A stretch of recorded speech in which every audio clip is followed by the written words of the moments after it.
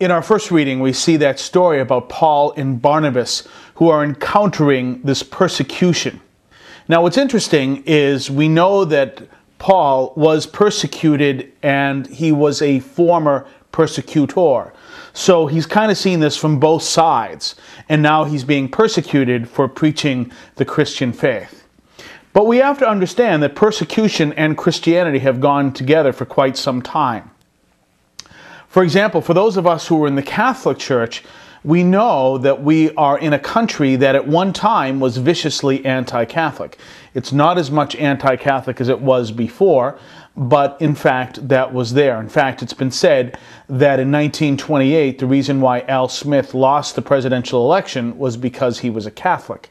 And we are here at St. Benedict's Parish in Somerville, right across the street from the parish. Actually, down the street from the parish, there's a library. 100 years ago, that library was a convent, and it was burnt down by a bunch of anti-Catholics attacking the nuns in the convent. So we have that history that is here. Now, over the past 50 years, we haven't suffered to the same level of persecution that has been encountered by people previously, but it does seem like it's starting to come back. And so we want to look at persecution in light of the Catholic faith. We also want to look at the second reading, because the second reading explains to us what our role is and why our role is what it is. It's coming from the book of Revelation. Now, one of the important things that we need to understand is that people are afraid when they read the book of Revelation. If you are afraid, you're reading it wrong, because the book of Revelation is not written to people who should expect to suffer at the hands of God. It's written to people who at the time were suffering at the hands of those who hated Christians. It was written to the Roman Christians who are being harassed, being attacked, being tortured, and even murdered, similar to what's going on in China or North Korea or Vietnam or some other places, where people are being attacked for their faith. And it was written to them, letting them know that what they were suffering now was going to come to a point where it would be in reverse. And when it reversed, they would be the victors, and those who were persecuting them would be the losers. And it was there to teach them to have faith. So we see this scene today from the book of Revelation, and it is in the middle of scenes or seals 6 and 7. Now, there's a scene in the book of Revelation where there are 7 seals, and each one is opened. And between the 6th and the 7th seal is today's reading. 7 seals was considered the way they used to seal a mortgage. So the message is very clear. The mortgage has come due. God's people are being redeemed. So we see that. Now, we see this respite here, this scene between 6 and 7, where we look at the 144,000, those who have washed their clothes in the blood of the Lamb. And what does that mean? It means they've been baptized in the faith, they put their faith in Christ, they put their faith in Christ's salvation. But we also have to ask another question. Who are they, and how did they get there? Well, we just answered part of the question. They were baptized. But the other part is we see they lived their faith despite the tribulation. Despite persecution, despite tribulation, they still live their faith. And so now they are victors in living the faith. And there is the message about persecution.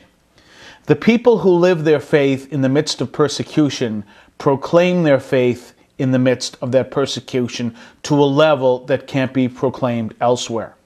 And so, for example, we see that these people are saying, we are Christians, we follow Christ, because He has what we can't find anywhere else.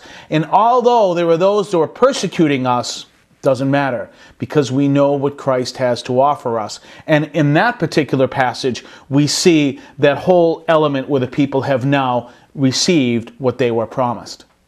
So we look at that in light of those who are practicing their faith, who are living their faith, especially those who are being persecuted. We'll say in places I said before, in China where people are imprisoned, tortured, and murdered for living their faith. In Vietnam, which is worse than China, by the way.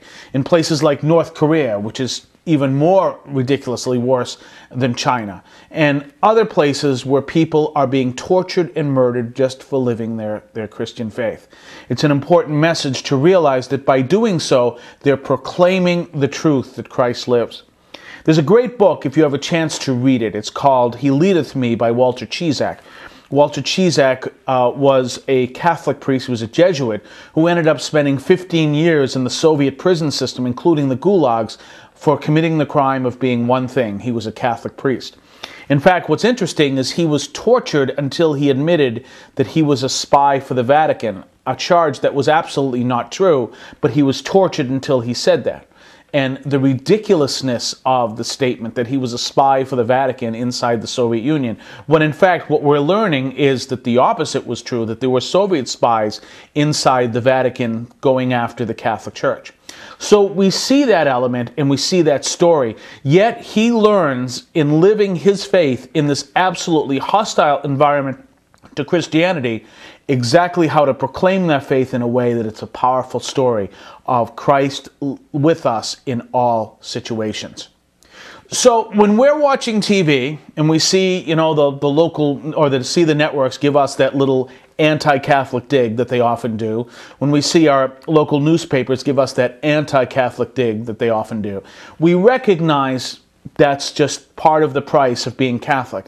But the more we live our faith and seek to live the gospel, there are those that are watching this, there are those that are hearing this, there are those that are following us, and those that recognize Christ lives for the sole fact that we choose to live the faith, even though in many places it is unpopular. God bless you.